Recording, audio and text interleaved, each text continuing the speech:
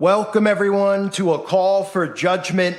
If you haven't heard this story, this is more end-time type prophecy, more bizarre things happening, more crops being killed. You could look at it from whatever perspective you want, but if you haven't heard, there is an infestation of Mormon crickets that have descended on Nevada and are wreaking havoc. And I'm going to show you the news clip, and it's pretty frightening how many there actually are. Now, we can look at this and we could say that this is something that God is sending down to the earth. I mean, we know that the Bible talks about locusts and famines and things of that nature, but crickets aren't locusts.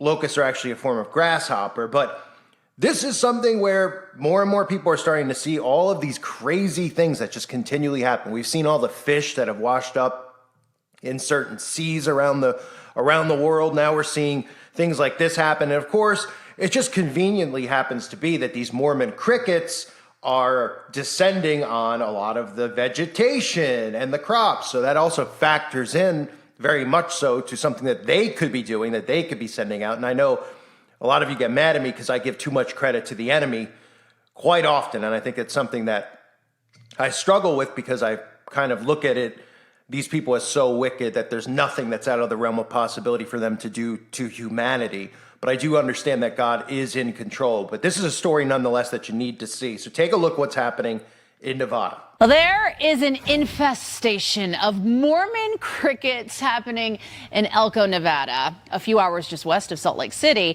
Today, the Elko County Commission discussed the issue. It looks like there's plenty to talk about here. Fox 13 News reporter Darian DeBrule got a firsthand look and spoke to residents about the thousands of crickets. It's gross. Elko, Nevada is a quiet town, which is why the sound of thousands of Mormon crickets being crushed by tires seems so loud. It's like the popcorn noise underneath your tire. And then the smell is extremely bad. It smells like dead fish. And then, affecting my race car driving for it to be slick is also obviously a big hit. We don't have a lot to do around here, so that's something we look forward to. So to have crickets ruining it is really awkward. Tiana Damon says the crickets have made Elko their home, taking over parking lots, porches, and plants. The little bit of vegetation we can have out here in Elko, they're gonna eat it all. If a band moves into a crop that they happen to like, they can do some severe damage. As they're out just on the regular land, they'll eat the forage that would be available for other animals out there. Nevada State entomologist Jeff Knight says Mormon crickets are cyclical creatures. The last outbreak in northern Nevada was around 2006. This go-around started about 2019. We expect populations to be high for 4 to 6 years, and then they'll drop back down again, and we won't see them. The populations around just south of Elko are fairly high. Although crawling is their only mode of transportation, they move from place to place faster than one might think. They'll move up to a mile a day. So very often crickets may come into an area, be there for 2 or 3 days, and move on. We live clear over the summit, so we live about 10-15 minutes away from here, so hopefully they don't make it that way. They might not be able to be completely removed right now, but Knight says there are things people can do to mitigate them. You can treat with chemicals. We recommend using a bait rather than just spraying for them. In Elko, Nevada, Darian DeBrule, Fox 13 News, Utah. Oh, no. Let's bring this one back. Don't, please. Your eyes almost like you're thinking, are my eyes deceiving me? What am I looking at there? They just need to paint that place, right? Yeah, just paint it. You've got some What sort of... are those? What are those? Oh, no. Mormon crickets. Look at that. Mike. So many of them. I mean, so many. Why all are they over the crawling on the walls? That's what I'd like. What are they finding? Are they looking for ways to get in? I mean, it's like a Wes Craven horror movie. That's exactly what it looks like. Thank you to Courtney O'Connor for braving the outside of this hospital. Thanks. So even the USA Today is covering this, talking about parts of Nevada being overrun by an explosion of flightless, ground-dwelling, cannibalistic, insect-creating nightmares of biblical proportions. Business and residents said they are battling millions of Mormon crickets that descended on the state this week in an effort to save land and morale. This is happening, as you heard, in Elko, Nevada, a city in northeastern Nevada, south of the Idaho border. Crickets coverage Monday covering roads, vegetation, and even local hospital walls. Multiple media outlets are reporting. Just to get patients into the hospital, we had people out there with leaf blowers, with brooms. At one point, we even had a tractor with a snowplow on it just to push the pile of crickets and move them on their way. So this is obviously a pretty insane story if you look at it. I mean, you, again, can look at it from whichever perspective you want. You can look at it as God sending this down, and God sending a plague, or God sending a famine, or you can look at it from them, because we know how hell-bent they are on controlling the food supply chain. That's what you're seeing with the fires going on, with, you know, all of a sudden all this smoke that's descended on the northeast coast, or northeast, I should say. And then, of course, conveniently, it hasn't rained in weeks. Suddenly it's raining, so it's pretty much raining down this acid, sulfur from the sky pretty much all over crops and things of that nature. So native to the western North America, the crickets populations are cyclic over many years, and some residents in the mini metropolis of just over 20,000 people are not pleased with their return. They're just gross, they said. They look like spiders. They tend to poop everywhere. And these things in size are about 3 inches long, which is pretty big. I mean, if you think about it. So according to the University of Nevada in Reno, Mormon crickets can grow larger than 2 inches and are found in rangelands west of the Missouri River and across all of Nevada. They eat perennials, grass, shrubs, and crops, subsequently reducing feed for grazing wildlife and livestock. So that's where you can look at this from the other standpoint of them unleashing these things, right? We remember the story a couple years ago with Bill Gates, and the mosquitoes they were releasing in Florida, these GMO mosquitoes.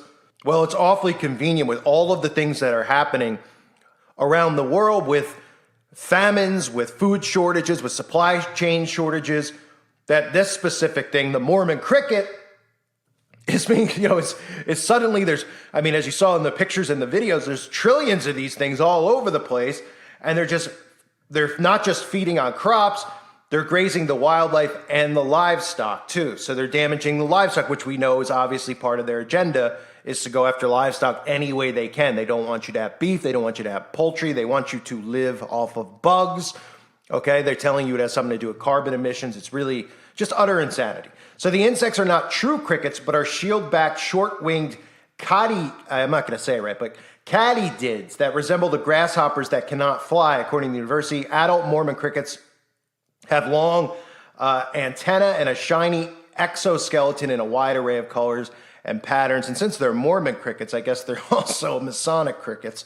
In mass quantities, their feeding contributes to soil erosion, poor water quality, nutrient-depleted soils, and other land damage. So when you hear those sentences, you again can look at it and you could say, okay, well, we know that they want to deplete soil. We know that they, obviously we could look at Monsanto and all that stuff, but in the case of a lot of the stuff going on with the chemtrailing, they're destroying a lot of soil. People aren't able to grow unless they have some type of greenhouse. We know that they're sun shielding and blocking the sun, so people aren't able to grow crops. And then on top of that, of course, we know that they want to affect the water supply. That's what we saw with all the train derailments, right? We saw trains exploding, derailing all over the country, barely getting covered in the mainstream media, of course, and then them telling us that the water quality was good. Meanwhile, people are uploading videos from their backyards, from streams, from lakes, where you could literally see just puddles of chemicals in the water, pretty much making the water undrinkable. So again, the most important thing for them to be able to control, in order to control us, is the food supply and the water supply, right? So if they can deplete soil, and they can do it in ways like this, they just look at us and they go, oh, well, this is just, what's going on right now with the wildfires. It's climate change. It's just natural. Oh, what's going on with the Mormon crickets? Oh, that's just natural, right? Because if you saw Joe Biden and you saw Henry Kissinger and you saw Nancy Pelosi with flamethrowers standing in in the middle of a field that's growing crops, well, maybe people would finally do something about it. So again, they use boogeymen.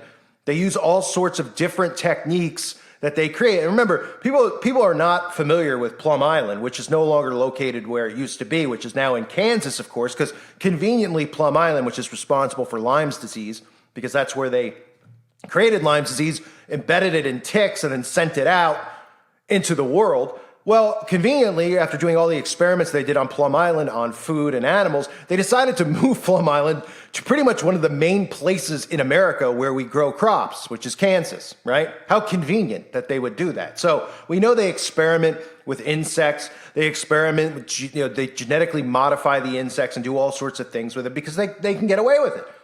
They know they can just go, this is tinfoil hat stuff. These people talking about bugs and insects that we're sending it out into the world. Meanwhile, there's tons of, again, the same names pop up. Soros, Gates, the amount of funding that they put into creating genetically modified mosquitoes and other, insects. And you just go, well, what would they be doing that for? I mean, what Bill Gates grew up, he was a dork, but he grew up, into insects so much. He's putting millions of dollars into that. He's putting millions of dollars into graphene technology. He's putting millions of dollars into owning farmland. He's putting millions and billions of dollars into sun shielding. He's putting millions and billions of dollars into putting magic potions. I mean, how many things do people need to see the people who are obviously responsible for all of the carnage that's going on in the world right now, not to mention the psychological carnage that they create on the news every single night. So I'll continue here with the Mormon crickets prefer drought conditions and can cause substantial economic losses to rangeland, cropland, and home gardens. So again, home gardens, another thing they want to target, right? I covered that community garden thing. Remember, some of you should remember, it was a few months ago, or maybe it was like 6 months ago.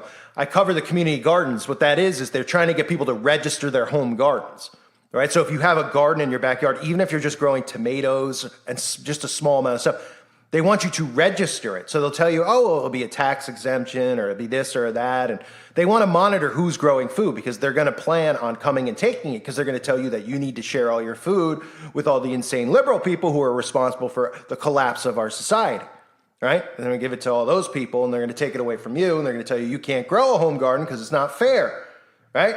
So in addition to that, like the article just said, substantial economic losses, right?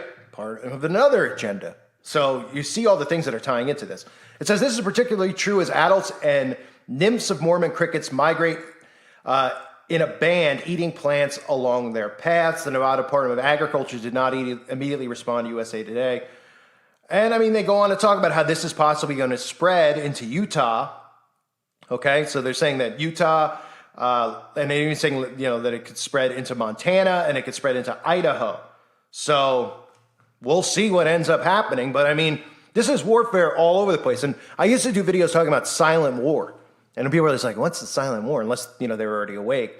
And silent warfare is what's going on. I mean, it could be something as minimal as war on your teeth and putting soft metals in your mouth to doing all of these things with chemtrailing, what they're doing with the atmosphere, what they're doing with people being able to farm, what they're doing with controlling the soil and Monsanto, all of this stuff. It's silent war. Because you can't hold anyone accountable for it, even though we know who's responsible for it. And we should be able to hold them accountable. But they just go, oh, you can't. There's no connection to me. I'm not doing anything wrong. Oh, I'm doing this with insects. Oh, I'm doing this with soil. Give me a break. Right? The people need to literally see these people out there with machetes chopping up crops for them to even maybe blink and say, okay, there's probably something going on here. And even then, they probably would defend Gates and all these other guys. Right? Like they already defend them owning all the farmland, and they even defend our government giving farmland to China. So it just shows you that these people are completely insane. They're completely submissive to the debauchery and the perversion and all the disgusting stuff that our government is doing, and they're on board with it because they're completely under mind control. So these are the crickets. Let me know what you think in the comment section about this story.